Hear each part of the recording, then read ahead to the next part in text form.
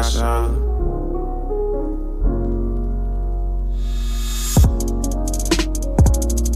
just fly with me. I'm the one that crossed the sea, led by fire at night. I'm the one that killed Christ, so I'm dying in sin with the nails in his hand. Yeah, I'm nailed to the end. I'm the one that killed Paul. I'm in debt to the Lord. Hit myself in the trees, then I went and blamed Eve. God, please show me grace. I'm not ready for the lake. I repent to this day. I'm the one that built the calf, that was healed by the staff. How could the angels relate? I was stole from my gates. I'm the one that's a slave. Y'all free me from the jail. It get cold in the cell, even colder in hell. When we be avenged, so much blood on their hands. I'm the one that built the temple out of gold, not silver. While we marrying their kids, putting rings on the pigs. You the one that was chose, turned from soil into gold. What's a fish to a bow? What's the dead to a crow? I'm the one that crossed the sea, led by fire in the night. I'm the one that killed Christ, so I'm dying in sin with the nails in his hand. Yeah, I'm nailed to the end. I'm the one that killed Paul. I'm in debt to the law, hit myself in the trees. Then I went and blamed Eve. Yeah, please show me grace. We needed to bethink ourselves in the land where we were sold slaves, and repent and make supplication unto Yah in this land, saying, we have sinned, we have committed wickedness. And Yah, forgive thy people that have sinned against you, and all the transgressions wherein they have transgressed against you. And give them compassion where they were sold slaves, so that their enemies might have compassion on them as well. Cause I'm the one that wasn't changed. Just imagine the case. Saw my own mother hang. Just imagine the pain. Just imagine the rage. See my own father whip. He ain't do what they said, so they wanted him dead. See my own brother peel from his head to his heels. Was his skin worth the purse? Were my fingers worth shirts? Could've picked it yourself, or at least gave me shirts without holes. Gave me parts of the wealth. No, I won't just forgive. So much anger inside. Why they children alive? Feel, but I have something to say that's true and that's real. And that's that I'm sorry for how we've behaved, starting the very moment that you were enslaved. Since we came in our boats and shackled your hands and shipped you back here to work on our land. I'm the one that crossed the sea, led by fire in the night. I'm the one that killed Christ, so I'm dying in sin with the nails in his hand. Yeah, I'm nailed to the end. I'm the one that killed Paul. I'm in debt to the law, hid myself in the trees. Then I went and blamed Eve. Yeah, please show me. Please show me. Just follow with me. Yeah, please show me. Just follow with me.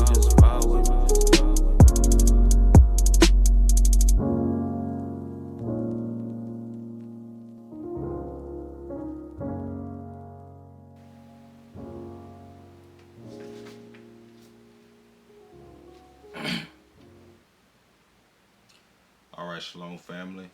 Hope everyone's having a happy Shabbat. So I say Shabbat Shalom to everybody. This is Eliyahu Malak. This is the Great Awakening.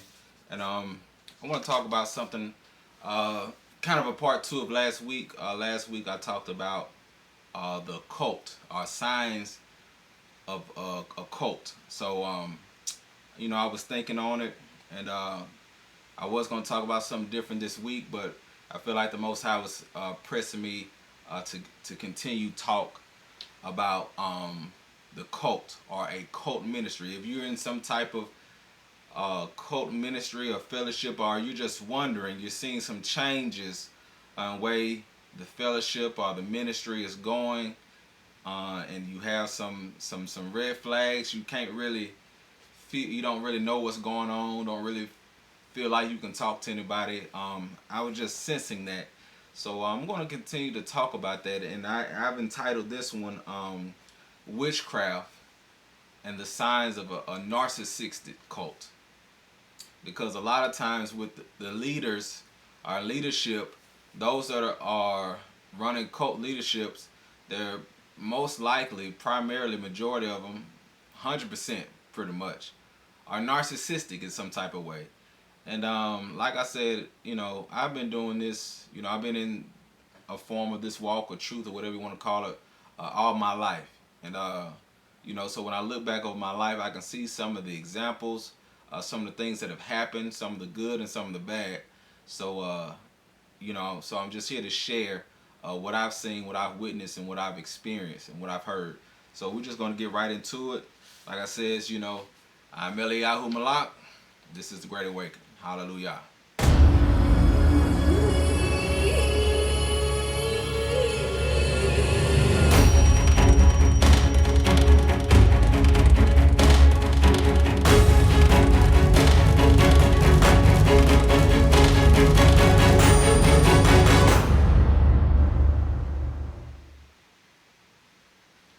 All right, like I said, we're going to hop right into it. I know my audio may be a little bit off. Like I said, I don't have my lapel mic or my mic, so it may be a little bit off. I hope it's not too much of a bother. So I'm going to get right into it, and I want to start with a video dealing with witchcraft.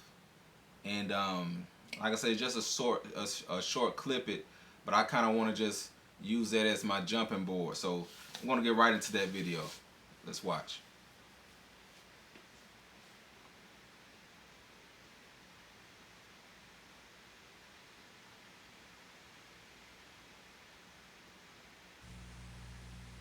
We offend people because we're on their property.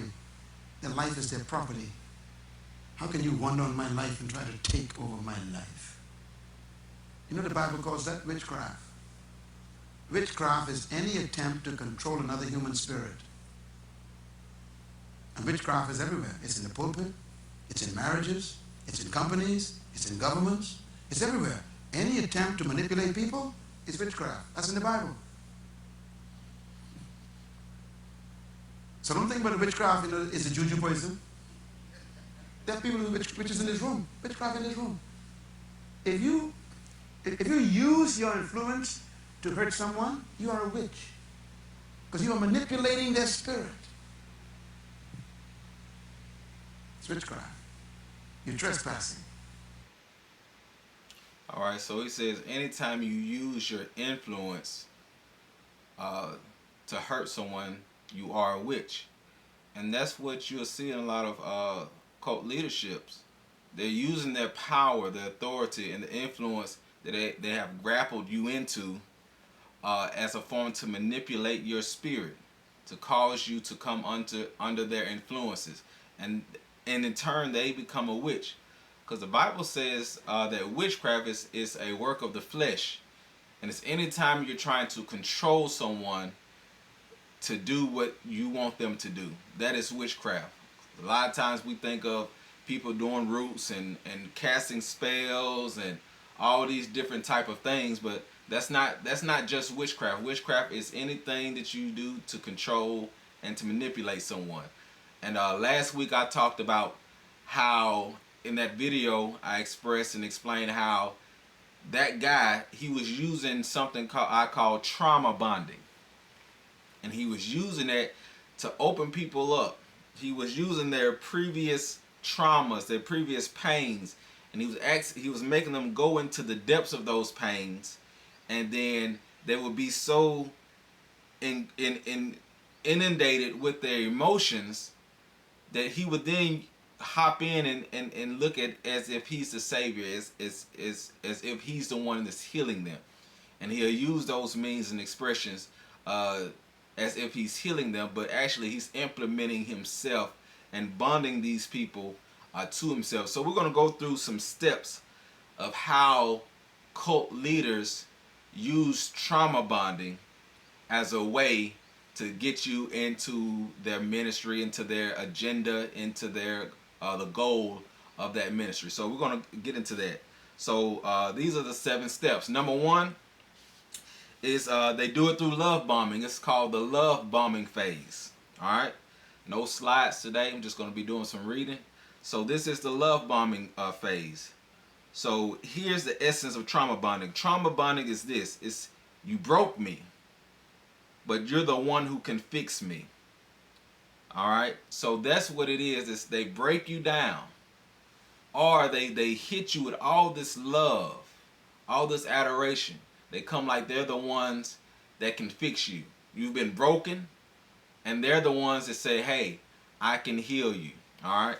So it starts with the love bomb. So now here's what's weird about love bombing. A love bomb feels beautiful. It feels great.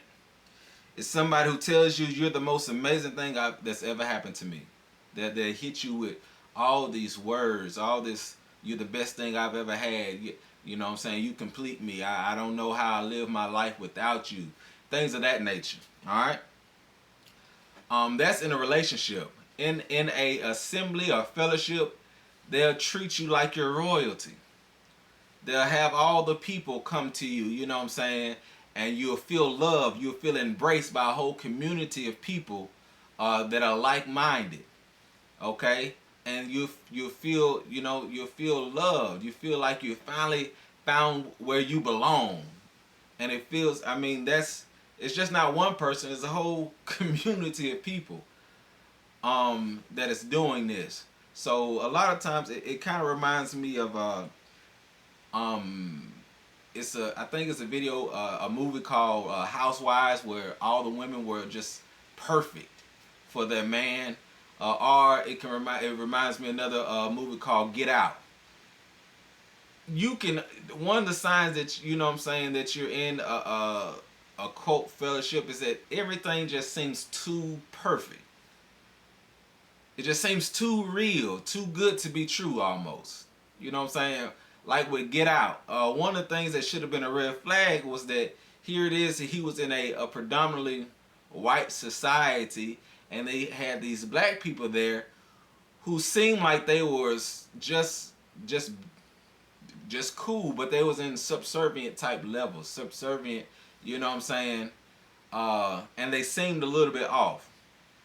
You know what I'm saying? So anytime you see you come into a fellowship or assembly or whatever, you fixing to join, you're testing something out, and if everyone and everything just seems almost fabricated, just seems like they're trying too much, it just seems too good.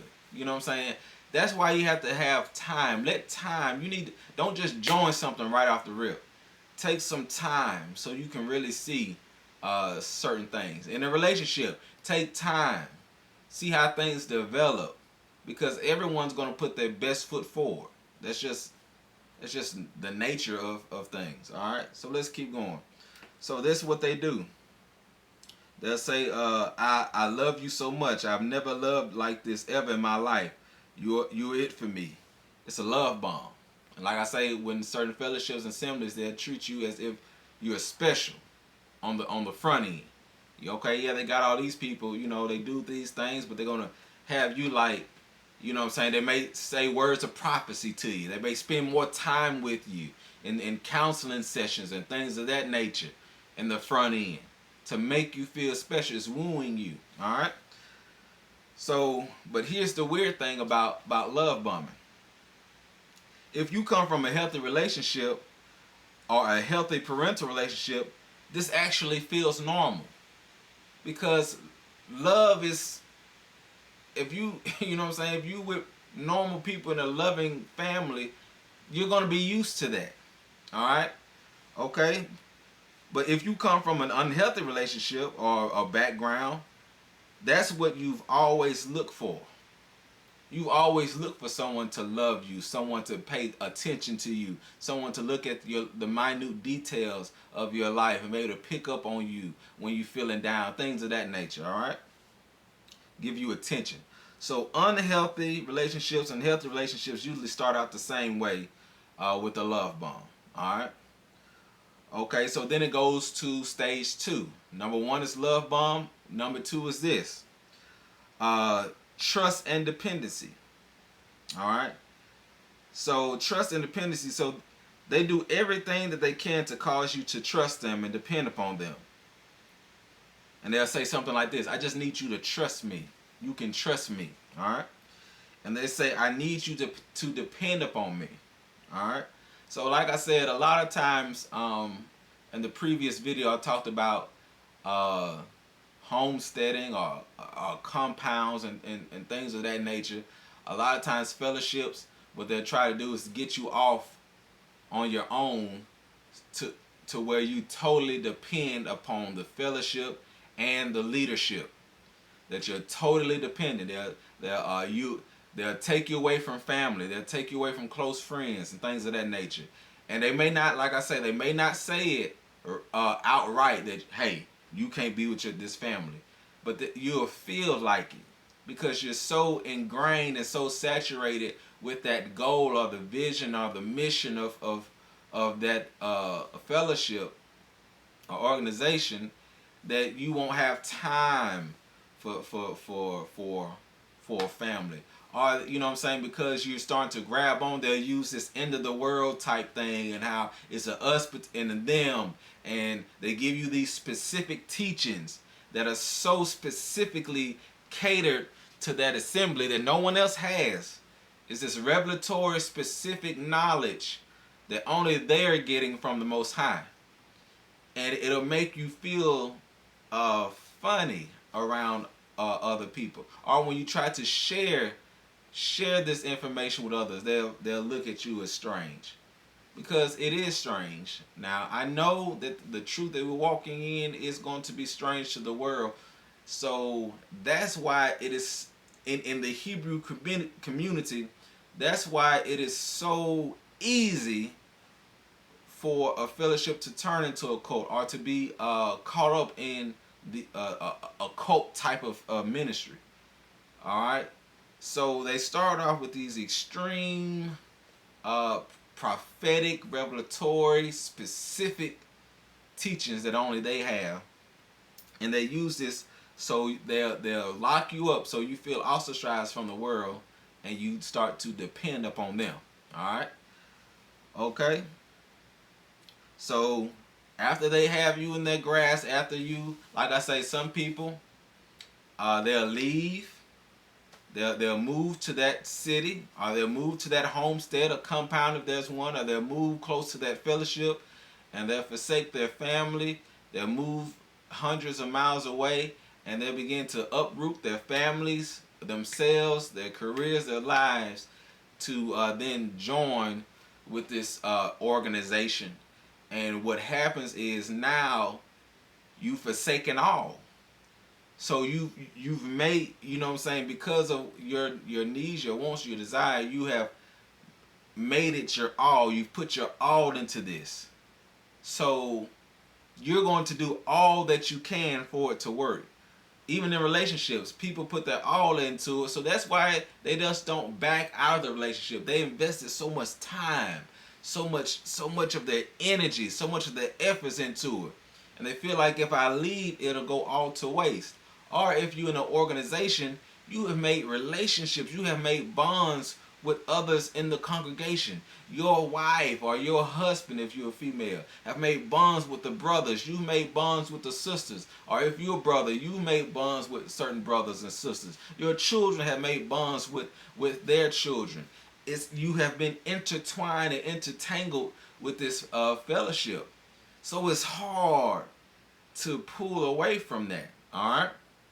So you would take the abuse, you would take the manipulation, you would take the subtle control that you see.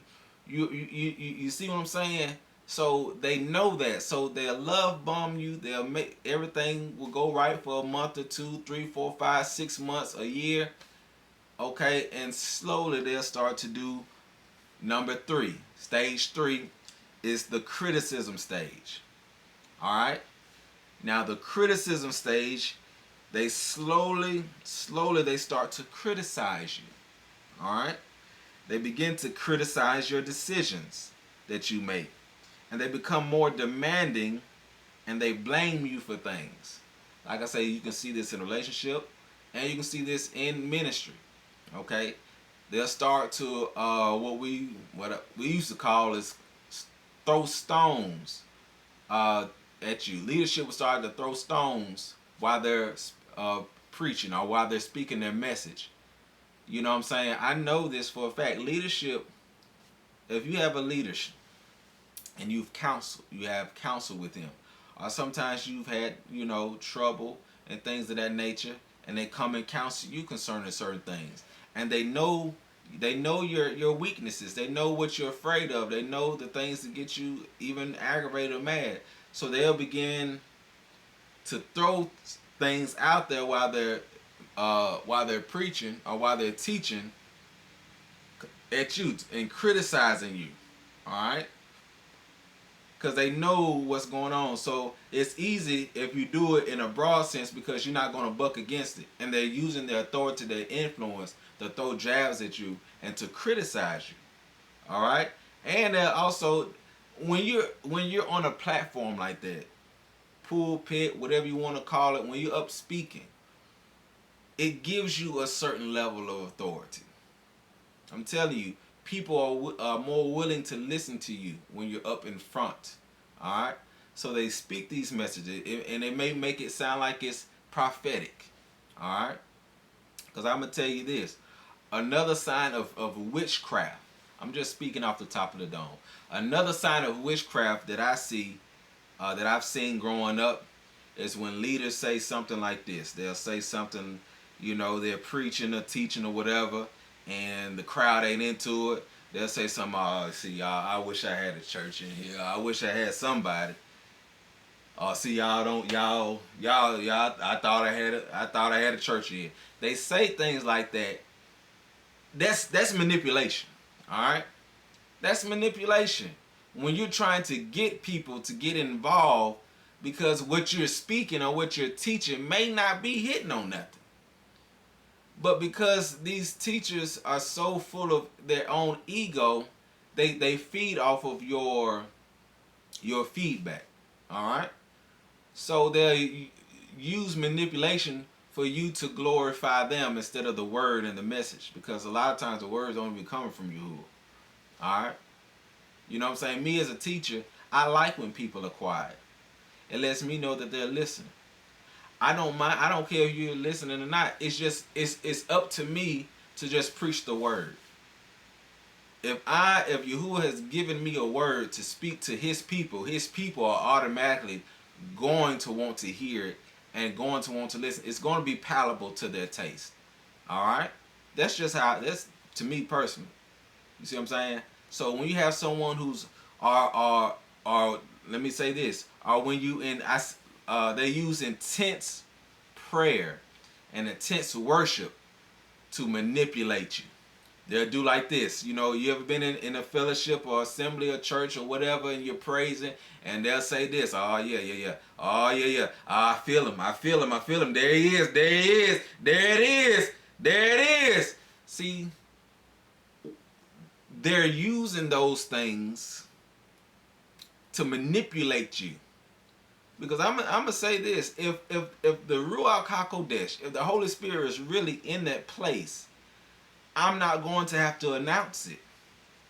You'll have to feel it. You know what I'm saying? I'm just me. I'm Eliyahu. I'm just a man. But there's been times when I spoke, I personally didn't feel anything. You know what I'm saying? And there's times when I've spoken and the crowd will go in such an uproar, and you know what I'm saying? It's because it's not about me. It's not about what's going on. It's about the word that is coming out of my mouth that has the power. And it's Yahudah using me to then affect his people. There's been times where, you know what I'm saying, I'm speaking, and afterwards people say, man, when you spoke or when you said this, oh my goodness, oh. You see what I'm saying? So, and there'll be some times when I am feeling something. You see what I'm saying? Sometimes me and the congregation, the fellowship that I'm speaking with, be on one accord. Sometimes I'm feeling something, they may not be feeling something. Sometimes they're feeling it, I'm not feeling it. So when people do that, to me, is always a sign that they're using some type of manipulation to get you then to engage. So if I say, oh yes, oh, I feel him, he's here, yes. There it is. That's witchcraft. That's manipulation. Or when they go and pray for you, they doing all this stuff to you, and they drawing all these things with their hands, and they touching you in certain ways and stuff like that to make it seem like something is going on. and blowing and stuff like that. They're pricking your emotion because you've been conditioned to associate those things with the Ruach HaKodesh. And worship is designed to get your emotions and your will in tune with the spirit. But if there's another spirit in there, people can manipulate that for you to be in tune with what they're doing. Okay? So I've seen that. I've seen that a lot of times. And it's tragic. It's terrible. So like I say, I'm gonna start with number 3 again. The criticism stage. They slowly start to criticize you. So like I said, leadership, they'll start to throw stones. They'll start to criticize you concerning decisions that you may make or questions that you may have, things of that nature. That has happened to me. I've asked leadership a question about something personally that I saw or I may felt about myself, and then they'll go in front of a whole group of people talking about me. I know that they're talking about me. I mean, you know what I'm saying? And instead of saying that privately, they use the pulpit or the stage or, you know what I'm saying, when they're up in front of people to speak, you know what I'm saying, to criticize the way I felt about something. All right? And they use that to strike fear in you so you can cower down and bend to their authority. All right? Okay, so number 4. Number 4 is the manipulation or gaslighting stage. Alright? So, gaslighting is when someone is bombarding you and manipulating you, constantly criticizing you. Now, this is something I've learned about gaslighting. I always wonder, why do we call it gaslighting? Where did that term come from? Because we've heard it every time we talk about the narcissistic cult-like thing or narcissism, they use gaslighting. Alright? So manipulation and gaslighting. The term gaslighting comes from a 1930s play where a husband would turn down the gaslight in the house until they flickered. And when his wife said, "Are the lights flickering?" he'd say, "No, are you crazy?" And he finally had her committed to a mental institution. Now here it is. He's turning down the gaslight and they're flickering, and she didn't know it, so she asking, "Are they flickering? Are the gas lights, are they flickering?" He like, "No, they're not."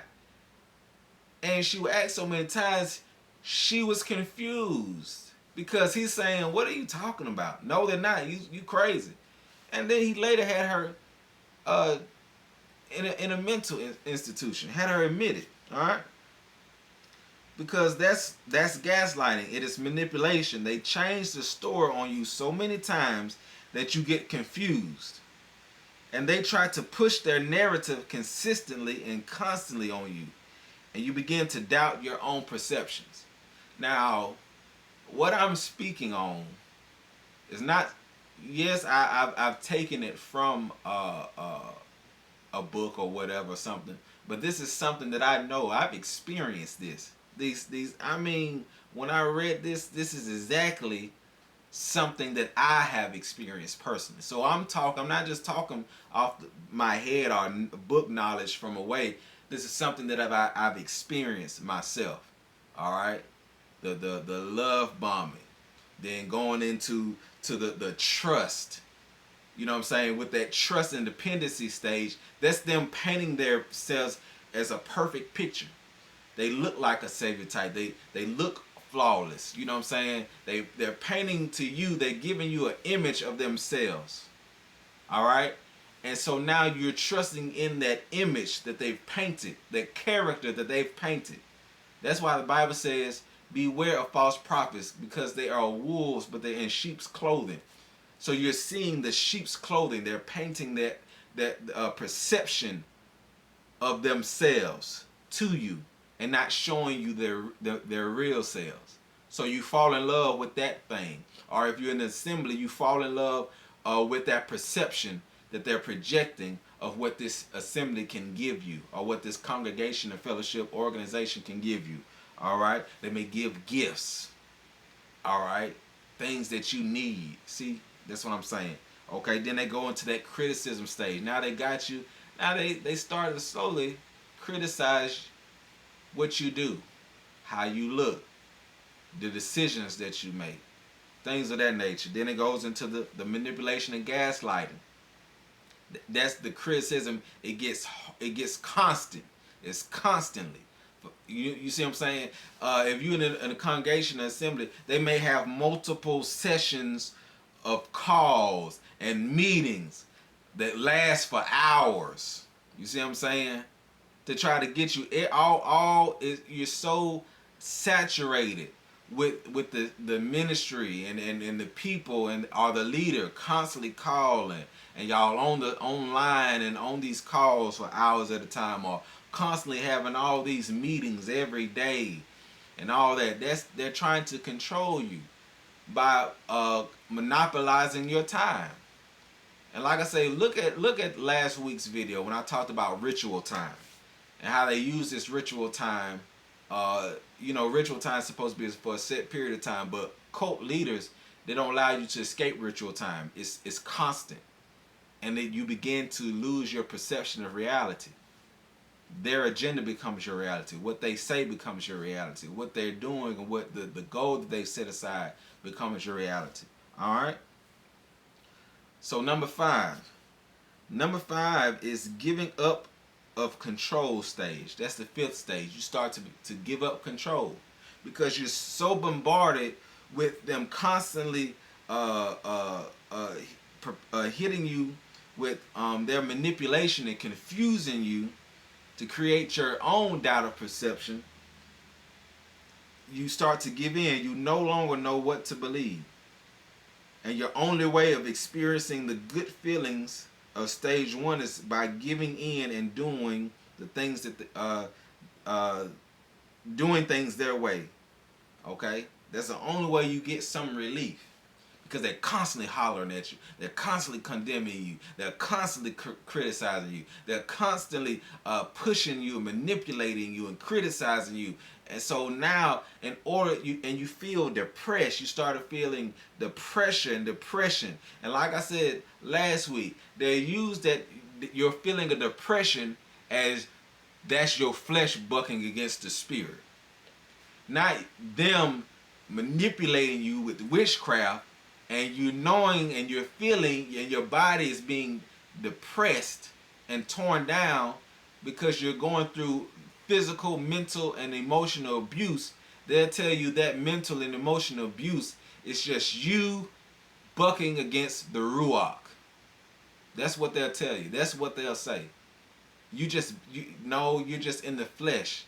And you need to get out of yourself. See, so you're gonna lay down your perception of reality. You're gonna lay down what you know and what you perceive.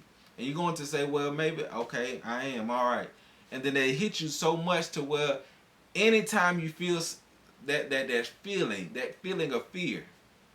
I'm telling you, there was a time in my life when I was so petrified in fear that I actually had a tick.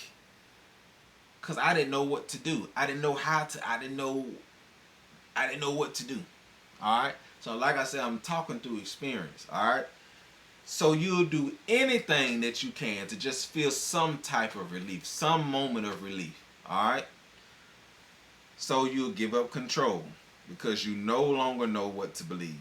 And the only way of experiencing the good feelings of stage one is by giving in and doing things their way. Okay, so then that's the fifth stage. Then it leads to the sixth stage. All right, the sixth stage is the losing yourself stage. You begin to lose yourself. All right, you lose you lose yourself because even when you try to fight back, things only get worse. Okay, they get louder, they get rougher, it get more extreme. Okay, they got the assembly and the congregation looking at you funny, so they're using the peer pressure. And also, like I said, if these are the only people you associate with, these are the only people, the friends that you have, you've forsaken your old friendship, and then they've given you believe in a twisted doctrine that is so specific to that assembly See, you don't want to leave. It's like, go back to what? Because once you cut off, you feel like you cut off from Yahudah. And this belief that you have in your head, no one else has. So now it's like, what am I going to do? Where am I going to go? So you're willing to take the abuse. All right? You're willing to take it. I know what I'm talking about. You're willing to take the abuse because you know if I ever leave, there's nothing, I will be totally alone. Because no one else, we are the only ones that believe like this. This is the truth. You feel like you can't forsake the truth. This is the only truth that there is. All right? That's very demonic. It's very demonic. Very demonic. All right? So again, let me say this before I keep going. Because I'm thinking I'm going to remember, and I may not remember. A lot of times, people use this. I don't forgot what I want to say, but a lot of times people will use this feeling of you not wanting to leave to bring you in. They know that you won't leave. Okay? They know that you won't leave. You're not going to do anything else. You're not going to go anywhere else. All right? I hope that thought comes back. It was very important. So the number 6 stage is the losing yourself stage. Because you fight back. Because when you fight back, things only get worse. You'll settle for anything to have some peace and make the fighting stop, and you begin to lose confidence. And this is going to hit, you know what I'm saying, this is going to hit some of y'all pretty hard, because I know some of y'all have been through this in a relationship, or some of y'all are going through this in your fellowship or whatever. You can relate to this, all right?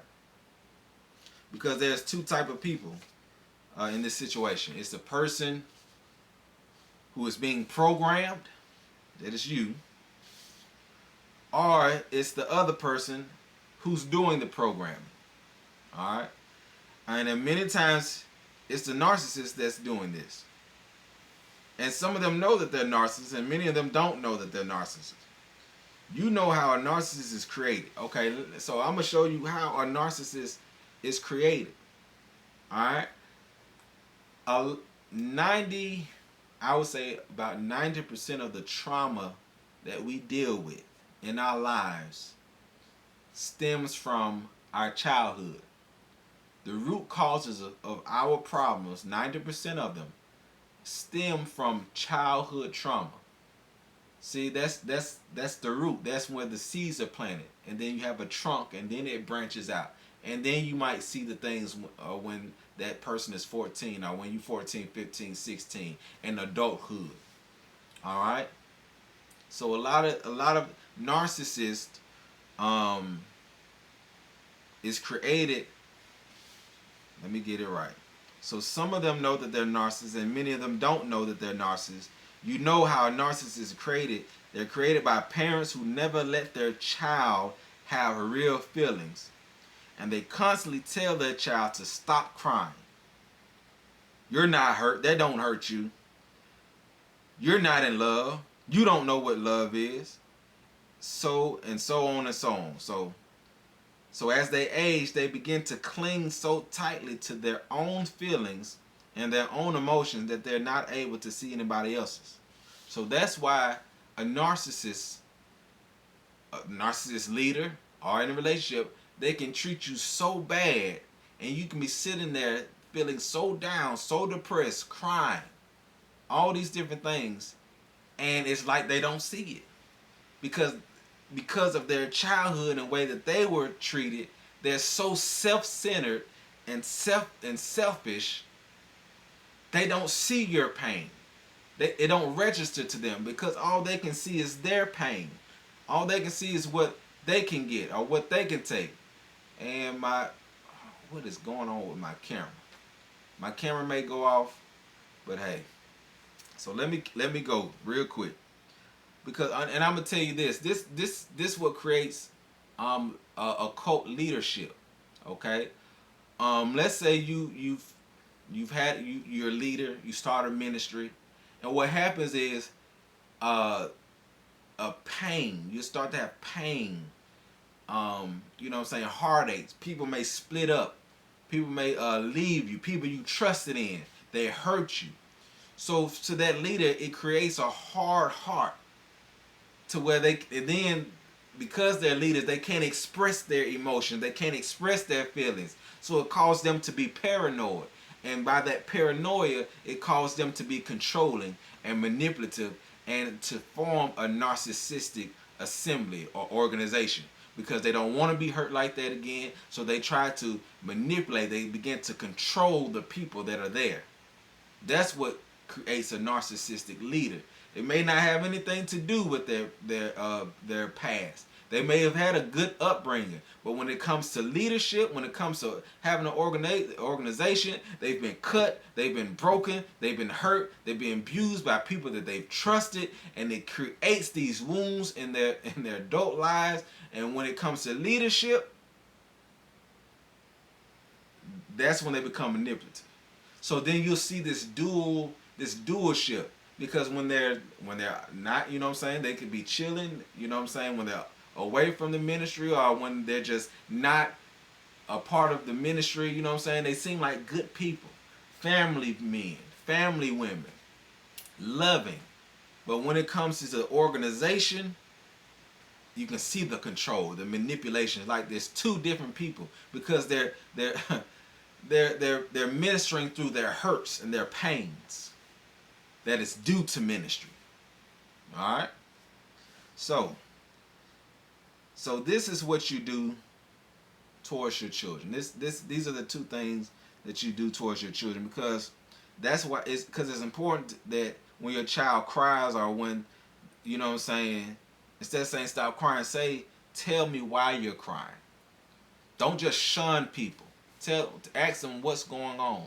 All right, I'm gonna speak with children, because since this narcissistic personality stems from childhood, you need to know how to not create a narcissist in your child.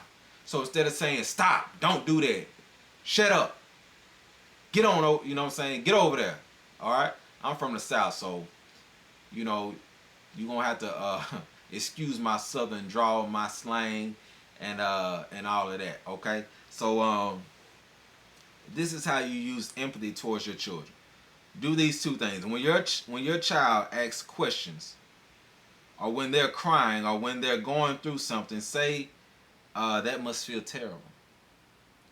Okay? And then ask them, how did that make you feel? When you went there, okay, how did that make you feel? Give them a leeway to express their feelings.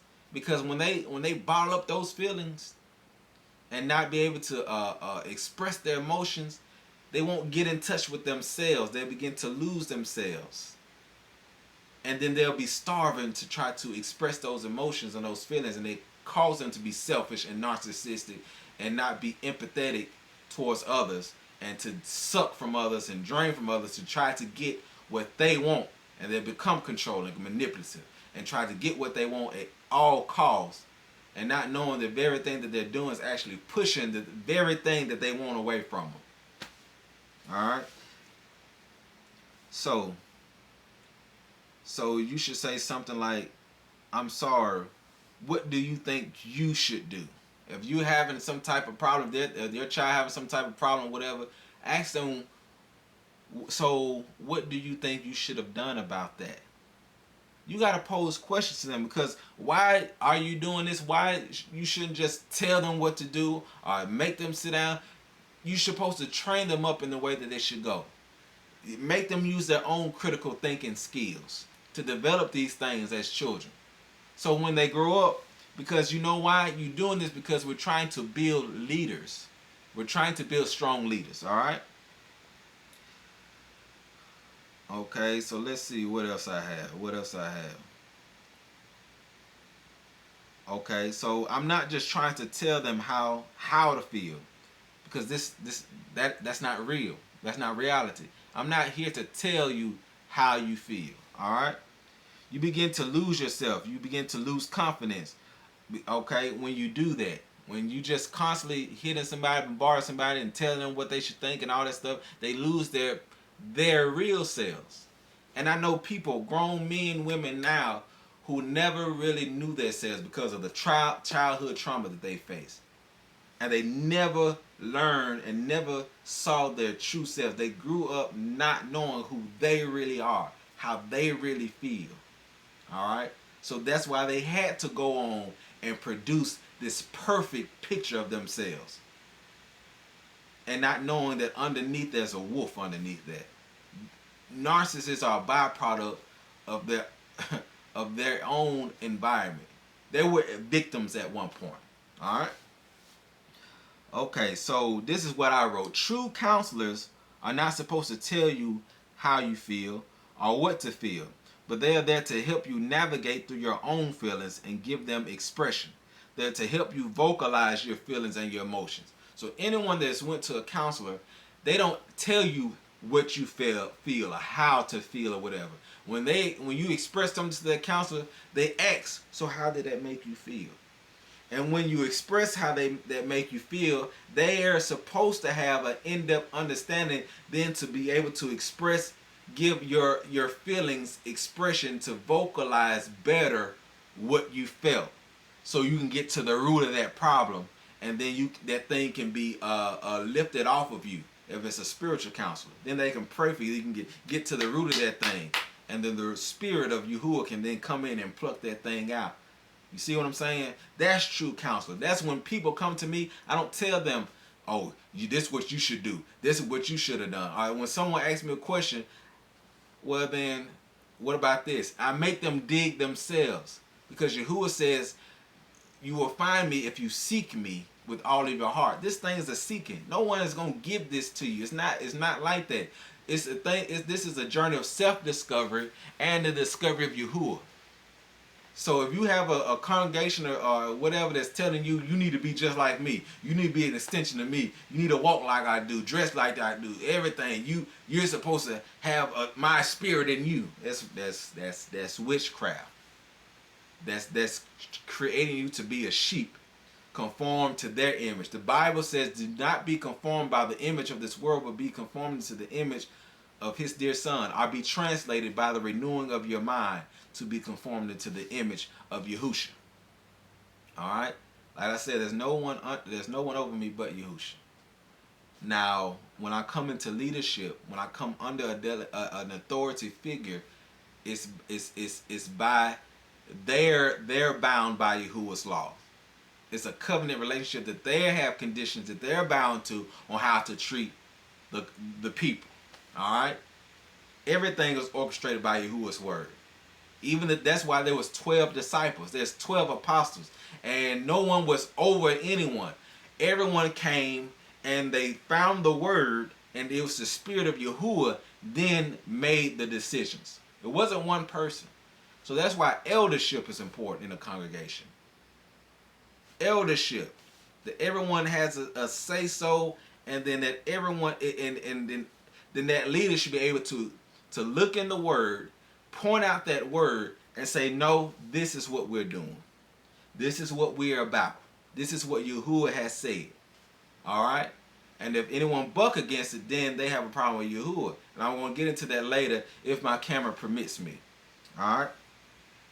So number 7 is the dangerous one. And that is that you get so addicted to the cycle, you've had a lifetime filled with control, that everything in your life is so stressful. You go home, you never know what you're going to expect, or you go to that fellowship and you never know what you're going to expect. You just get stress and more stress, and you just need a morsel. Just give me, you're like, just give me a morsel of love. And you just and if you just fulfill my needs, just fulfill my needs. And it says, and then they'll do it every now and then. They give you a little bit of the dopamine drip, and they'll tell you, hey, look, I'm sorry. This is a relationship. Or, they'll pull you to the side. Most of the times in fellowship, they don't really do that. Because if you leave or whatever, you on your own, they'll just get somebody else. But they'll make you addicted to this cycle. All right? You're addicted because when you are being depressed and you're being stressed out and somebody constantly criticizing you, what that does in your mind, it is creating cortisol. It's creating these stress hormones. And then your body kind of gets addicted to that stuff.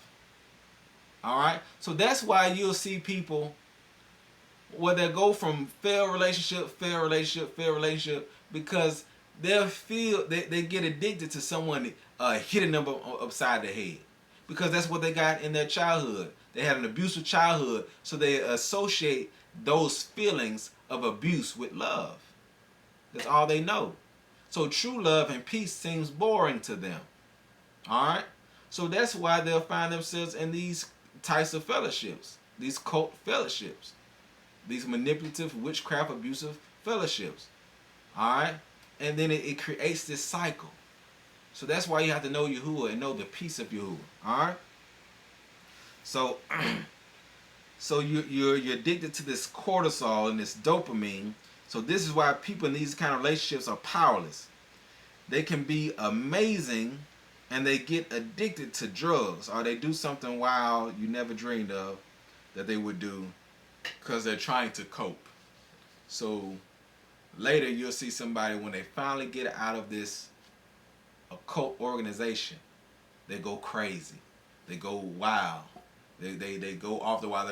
They want to disassociate themselves from everything. They throw the baby out with the bathwater. You know what I'm saying? You see what I'm saying? So they'll just throw everything about this truth of who we are and Yahudah and all that stuff out the window.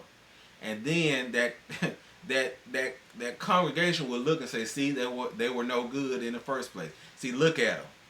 That's why they left. They ain't no good. But they don't know it's due to the abuse. Okay? It's due to the abuse that they had within that fellowship. You see how manipulative and how cunning Hasatan is. That's some cunningness to that. And I pray that whoever this is meant for, now and in the future, that you'll get this. All right? So like I said, these are things that happen. Now, I want to read this. When it comes to leadership, if my camera permits me, it's saying it's hot. It may go off. Okay, so let me hurry up. Because when you're in a fellowship and Yahudah is over it, I'm a leader. I'm not here to manipulate people to try to do what Yahudah wants them to do. All right? Yahudah will make them do what they're supposed to do. All right? And I think about Moshe, okay? Moses. Now, when Moshe was in the wilderness, he had a congregation of hundreds of thousands, millions of people. And they would often buck against Moshe. But Moshe never did anything on his own. He never says, y'all need to shut up. He never handled the situation on his own. He always went to the Word, the Torah, or he went to Yahudah himself. These are the guidelines that we all are under. And let me read this to you. This is Numbers 16. This is now when Korah, the son of Israel, the son of Kohath, the son of Levi, and Dathan and Abiram, the son of Eliad, on the son of okay, forget all that. This is about Korah. And they rose up before Moshe with certain of the children of Israel, 250 princes of the assembly, famous in the congregation, men of renown. And they gathered themselves together against Moshe and against Aaron and said to them, you take too much upon yourself. All right? Because we're all holy. All right? So we know about this. Now let's look at what Moshe did. Did Moshe take this? Well, who do you think you are? I'm Moshe. Did he go and order his people to kill them or to do? No, he didn't do that. This is what he did. It says, and when Moshe heard it, he fell upon his face. Moshe fell upon his face. He was humble. He did not take this in his own hands. He says, Yahudah, what do I need to do about this? He was hurt by it because it wasn't about his own agenda.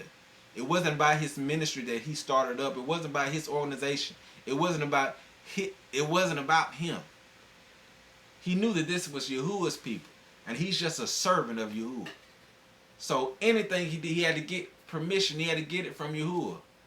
And that's why I say a lot of ministries, when you see a ministry says that Yahudah has empowered me and anything I do, he backs it up, that's witchcraft. And I've seen a lot of ministers and ministries do that, feeling like they have the power to then manipulate Yahudah, and Yahudah has to do it. Like they've ascended to a certain level to where anything they do is right, and Yahudah will back them up. That's witchcraft. That's manipulation. That wasn't for Moshe. That wasn't even for Yahushua. Yahushua didn't do anything. He said, I don't do anything unless I see the Father do it. He didn't do nothing outside of his own will. Alright? So let's see.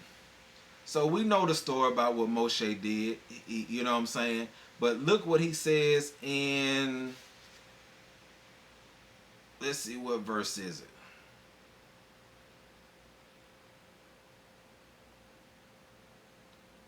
Let's see, what verse is it? I had it wrote down, but I lost it. Okay, this is what Moshe says. It says that Moshe said, this is Numbers 16 and 28. It says that Moshe said, hereby ye know that ye shall know that Yahudah hath sent me to do all these works, for I have not done them on my own mind. Okay, so in everything, because we know that Moshe told the children of Israel to do specific things. He told them, he told Korah and them, you get you a censer, everybody get their censer, Aaron, you get you a censer, you meet at the door of the tabernacle, da-da-da-da-da, blah, blah, blah. He gave them instructions on what to do. I hope you can hear me. Hold on one second.